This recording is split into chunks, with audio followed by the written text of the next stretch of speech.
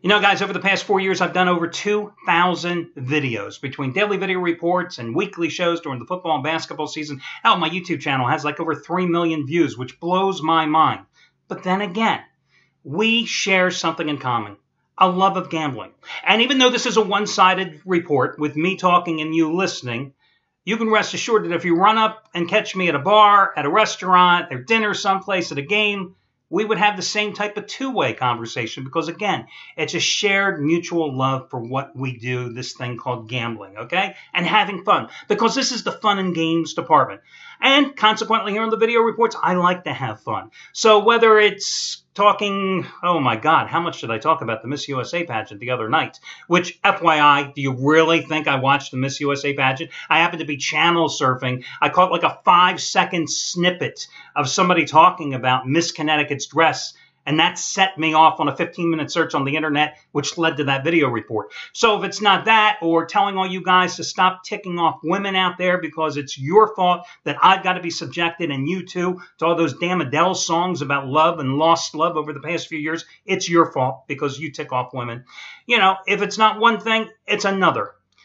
But I do like to be serious when it comes to the Charity Play of the Week program. And you know, over the past 4.5 years, and I'm going to get in just a moment to your free play on the Warriors and Cavs, plus a free baseball selection as well. The Charity Play of the Week, it's what I call a community of caregivers. And together, without your help, it doesn't work. Together, we have helped so many people in time and needs. But it's not always roses and chocolates. There are so many sad stories. And over the years, I've always tried to keep up and follow the progress of certain recipients that we have featured.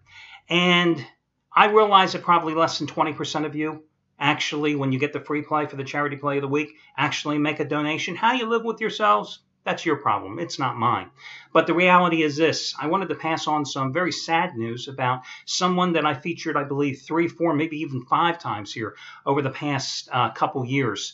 And it was a woman by the name of Leslyn Bodine, who had been battling cancer. She was from North Carolina.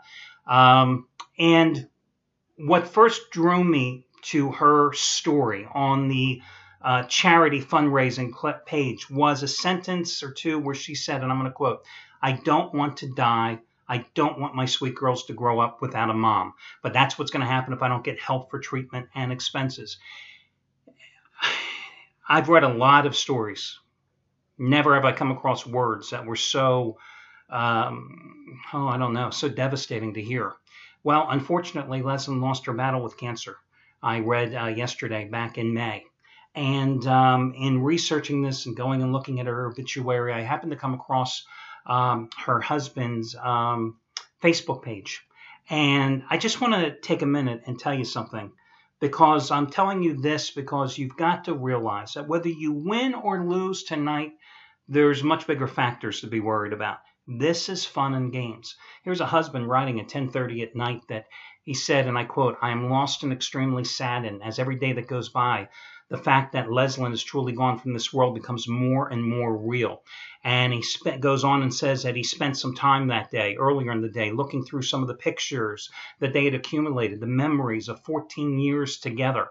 And he said that, you know, it also reminded him, and I'm quoting, of the 2 amazing and beautiful little girls that Leslyn and I created and raised for 13 years together.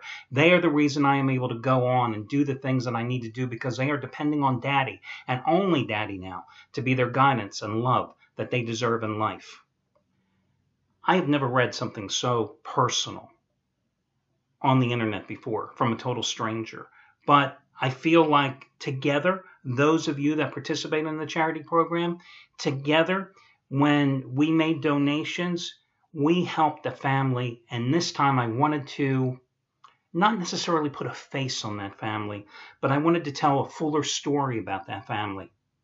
Because the mother's gone, and there's a father, a grieving widow, with 2 young children left to survive.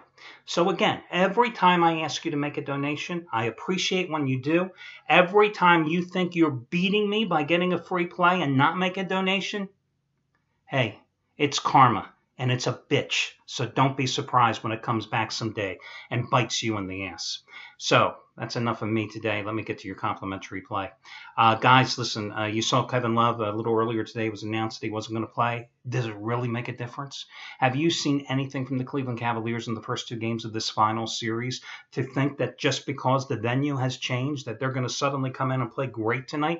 Now, granted, I know going back to last year's NBA Finals against these same Cavaliers, the Warriors have actually lost 4 consecutive games in Game 3 situations. And I also know that this is a Warriors team that has not been tremendously successful this postseason on the road. But again, do you really see anything that would lead you to believe the Cavaliers are going to suddenly show up and win this game tonight, and even more so considering they're shorthanded? I mean, after all, the Warriors have now beaten them 7 straight times, 2 regular season meetings, 2 here in the finals, the last 3 of last year's NBA Finals as well. Yes, the Warriors are only 3-4 on the playoff road. Yes, they lost by 12 at Portland. Yes, they got hammered at Oklahoma City in games 3 and 4 of that series by 28 and 24. But they won that series, didn't they? They are the defending champs. It's amazing to me how well the Warriors have played. And in terms of judging what exactly is the defining factor of the word well, I'm going by the blowout wins at home in games 1 and 2, despite the fact that Steph Curry and Klay Thompson have only combined for 27.5 points. Only combined for 27.5 points. You know, Steph Curry could go for 27 or Thompson could go for 27.5. It's scary to think what they could do if they go off tonight. And they could possibly go off tonight because Kyrie Irving couldn't guard me on defense. J.R. Smith, he's lost without a clue. What, you're going to rely on Matthew Della can't say the damn name, Dellavedova. I always get his name wrong. Anyway, what are you going to think that he's going to come off the bench and play some great D? The reality is this. The Warriors are too athletic. They have too much bench strength. Cavaliers are going to be weaker on the bench because they're probably either going to have to start, well, I'm guessing Channing Frye maybe. Maybe they go big and move Thompson over to power forward and bring Mozgov back into the lineup and start him at center so they won't get hammered on the boards.